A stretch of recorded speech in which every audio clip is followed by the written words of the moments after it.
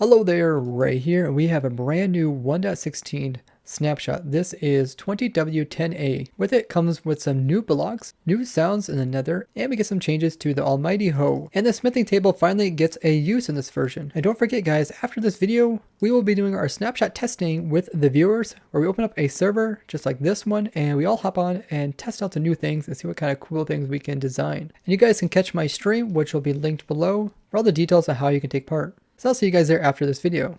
Now let's get into all the changes with the newest snapshot.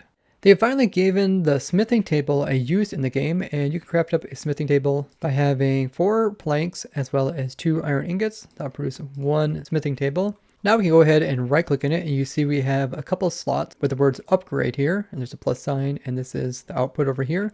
And we can now use this to upgrade your diamond gear into netherite gear. So let's grab a couple of different variations. So we got armor, a weapon, as well as a tool. Now to upgrade them, you will need to get yourself netherite ingots, which can be obtained by finding ancient debris, then melting it down into scraps and combining those with gold in order to get the ingots. Let's go ahead, we'll shift click that in, and can we also shift click this? Yes, we can. So that will allow us to convert a diamond chestplate into a netherite chestplate. It took 1 ingot away from us. We can do the same thing with a sword, as well as a pickaxe. Each of them took 1 ingot. Can we shift click anything else in here? Oh, so pretty much anything can go in there. Okay, probably this slot as well. Looks like it. So can we still do this with the anvil? We'll put that in as well as the scraps, and no longer works with the anvil. And it seems not to work with the crafting table either. So you're kind of pushed to use the new smithing table to upgrade your armor, which isn't too bad. It's just 2 iron ingots. Let's see if we can push or pull this, because it's a block that contains information. So you can push and pull that, very similar to like a crafting table. You can put stuff into it, but as soon as you leave the GUI, the item is put back into your inventory. And it seems the correct tool to use on a smithing table is an axe, very similar to a crafting table. So I guess it's nice because you don't have to use durability of an anvil up. They also came out with more variations of the warped and crimson fungi stems. So before we had just the strip variations of them, we also got the completely smooth variations. So we got this one as well as this one. And we now have the entire barked variations. So these have bark on all sides. They're called crimson hypha. This is warped hypha. So let's see how they compare. So these are the smooth ones on all sides, where these have the kind of stump-like design in the center. And then we got the completely barked variations. So here is the crimson variation as well as the warped one. They look really nice. And there's that animation to kind of go with them. You can see they're animated to change colors. Very cool. So the way you get these is by crafting. So you'd want to get your stems and then strip them, then break them down into blocks, then put the blocks into here. If you got 4 of them like that, you will produce 3 of these. And you can do the same thing with stems. If you chop down some stems and do 4 stems, you can get 3 of the warp hyphas. Very similar to like the wood or log variations. They also added new ambient sounds into the nether dimensions. You can hear them every once in a while. They said they're going to add kind of a new flavor into the nether biome. The next change that they did has to do with hoes, and actually makes them more useful as a tool altogether. First off, they changed it so you can now add the efficiency enchantment. So we go ahead and enchant this and efficiency. So you can put efficiency 5 on it, and you see it now works. Before you can only put mending as well as unbreaking on it. So now it's like official tool, you can use it. This is something I requested in my last video. So it's great to see that they have added that. You also can enchant them with Silk Touch, just like you would do like a pickaxe, or Fortune. Now you can't apply Fortune and Silk Touch to the same one. So if you just go to a different one, you put Fortune on this one here. And you can also get these enchantments onto the hoe just by using them on an enchanting table. So here you can see I got a stone hoe, and there is a chance of getting efficiency on it. They also have it so the higher the tier, the faster it'll work on blocks that they can be used on. Let's go ahead and go into survival. And then we'll try to break some of these, which are the different types of warp blocks. So here's a one with Fortune. It breaks it just fine, but you don't get like more out of these. Here's one with Silk Touch. Silk Touch really doesn't apply to these type of blocks. You can see we can actually instant mine it, which is really cool. Meaning that as soon as you point to it, it can be removed. You can just tear down all these warp blocks. Now for the most part, the only real uses for the hoes are like breaking down those warp type blocks as well as hoeing the ground. Let's see if we can use this to break any other blocks. It really don't seem like it's good with anything else. And maybe in the future they'll add more blocks that this can be used on. They changed the way that projectiles are kept track of when it comes to which player throws them. So whenever you throw a projectile, it remembers the UUID of the player, which is essentially it's a specific name that the game gives the players. Now the UUIDs will be stored as an array of 4 integers, and they will use this for all future formats. Hopefully this makes it possible so that when you throw like snowballs through portals, it will remember who actually threw the snowball. Because in the past you can actually like shoot arrows through another portal and kill some on the other side, even when PvP was turned off, because the arrows weren't remembering who actually shot the arrow out. That's probably something we'll be testing in today's Snapshot stream, so you guys can take part in that. They also add some new tags, such as invisibility for item frames. That way you can remove the item frame and just have the item inside of it. And they also added a fixed tag, meaning that the item frame cannot be broken and the item inside of it cannot be removed. This is great for like map makers. They also added some triggers for target hit advancement. So they added something called signal strength, which matches the signal strength output from the block on hit. They also added projectile matches, so it has to match a specific projectile entity. And they also added shooter, which matches a player who shot or threw the projectile. And this is all things that they can use for map makers, so you can do more with like projectiles. They changed the way that fish will despawn. Now if they are farther than 64 blocks away from the closest player, they will despawn. This has to do with fish overall just building up excessively in people's worlds and often creating a lot of entities and lag. The pathfinding of sea creatures overall has been pretty tough in the past, but they have fixed it. Notice how a lot of the sea creatures no longer will move unless you get so close to them. They kind of just stay put. The fish will do the same thing.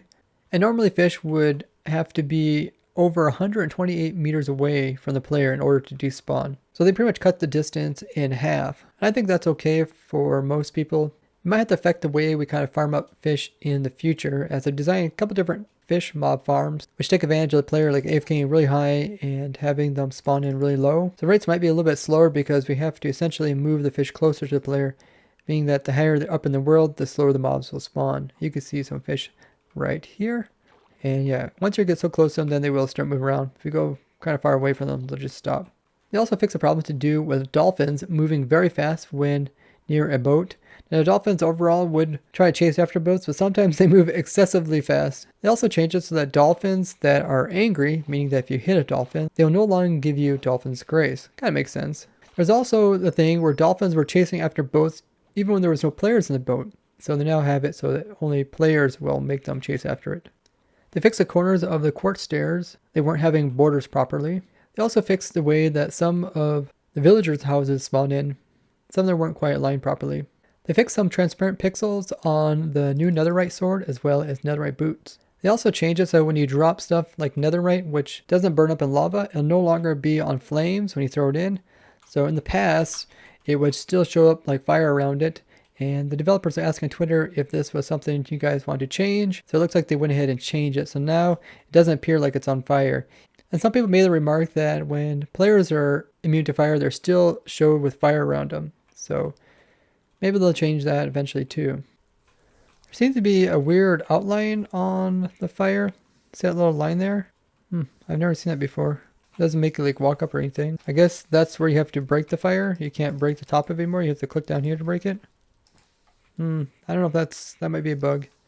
Looks pretty strange. It's like a block, and then when you break it, it produces fire particles. It should make sense. You could click anywhere above it. Like here, I'm destroying everything behind it before I even destroyed the fire.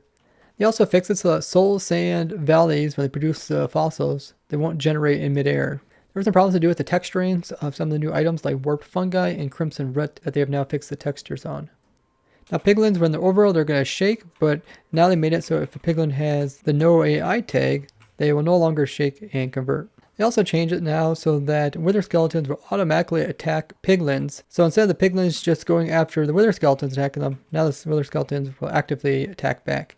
Now we can use this to lure wither skeletons and kind of separate them from other mobs, which is going to be cool to make a wither skeleton farm using that. They also changed it so now if you hurt a little piglin, they will get actually aggro the adults and they'll come attack you. They fixed a problem to do with the piglins when they were converting. If you leave the chunk and come back, they would try to reset that number for when they should actually convert. So now it will keep counting down every time the chunk is reloaded. The server was receiving logs that player was getting incorrect vehicle movement packets. This log wasn't useful.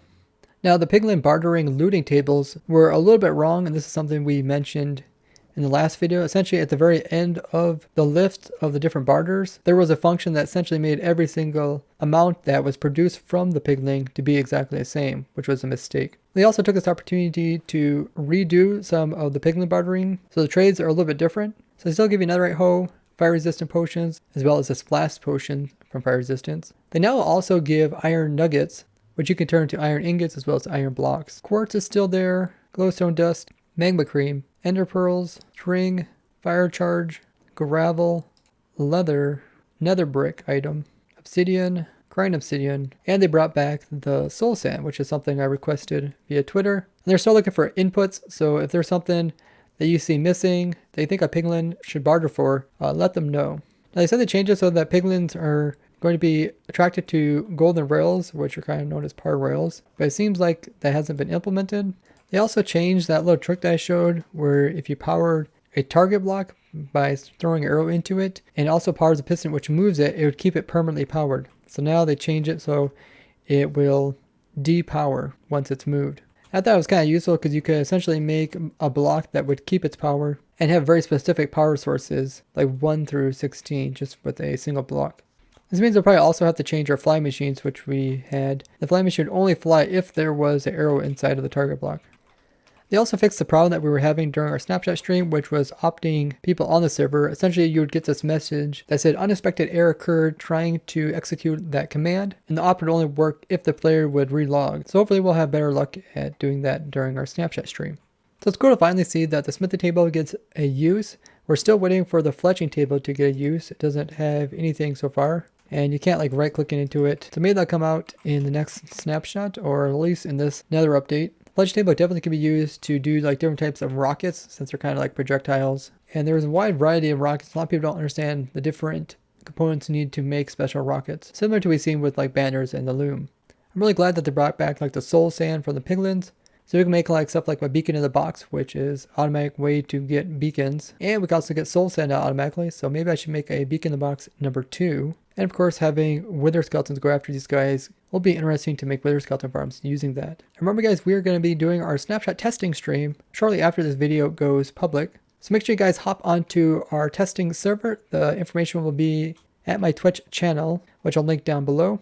You guys can hop on as we design new things using these changes. So I'll see you guys very shortly. And remember to go ahead and like the video as well as share with other Minecrafters so they can learn about the new changes coming out with 1.16. I'd like to thank you guys for watching. I'll see you guys in the next one. Bye bye.